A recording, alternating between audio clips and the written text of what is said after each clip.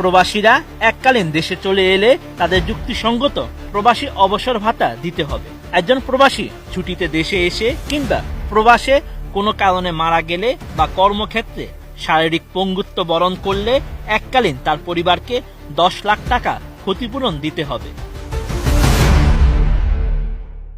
প্রত্যেক প্রবাসীর পরিবারকে বিশেষ স্মার্ট কার্ড দিতে হবে। ওই স্মার্ট কার্ড দ্বারা বাংলাদেশের সরকারি, আধা সরকারি, বেসরকারি, স্বায়ত্তশাসিত প্রতিষ্ঠান সহ প্রত্যেকটি সেক্টরে যেমন মেডিকেল ট্রিটমেন্ট, ইউনিয়ন অফিস, থানা, সিটি কর্পোরেশন, ভূমি অফিস, পরিবহন সেক্টর থেকে শুরু করে সব নাগরিক সেবায় প্রবাসীর পরিবার যেন সুফল ভোগ করতে পারে।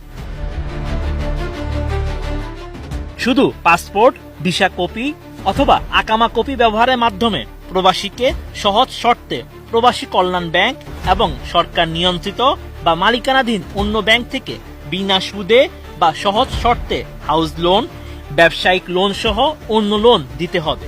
কোনো কারণে বাংলাদেশে কোনো প্রবাসীর নামে মামলা মোকদ্দমা হলে তা দ্রুত নিষ্পত্তির বিধিবিধান এবং প্রয়োজনীয় ব্যবস্থা গ্রহণ করতে হবে। মামলা নিষ্পত্তির ক্ষেত্রে সর্বোচ্চ 90 থেকে 120 দিন হতে পারে। প্রবাসী কোনো সমস্যা হলে বাংলাদেশ দূতাবাস সব ধরনের সহযোগিতা করবে। প্রবাসীদের জন্য কূটনৈতিক তৎপরতা সৃষ্টি করতে হবে। অসুস্থতার কারণে কোনো প্রবাসী দেশে এলে বাংলাদেশের সব সরকারি মেডিকেলে উন্নত চিকিৎসা সেবা দিতে হবে। প্রতি প্রবাসী পরিবারের নিরাপত্তা দিতে হবে।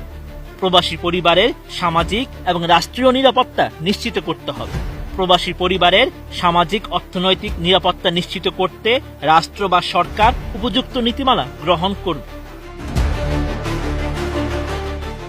বিমানবন্দরে কোনো ধরনের লাগেজের ক্ষতি হলে প্রতিটা খালি লাগেজের জন্য 20,000 টাকা 7 দিনের মধ্যে দিতে হবে।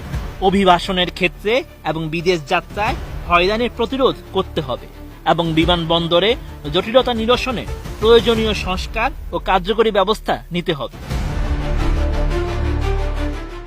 Sheikh Farid, ATN news.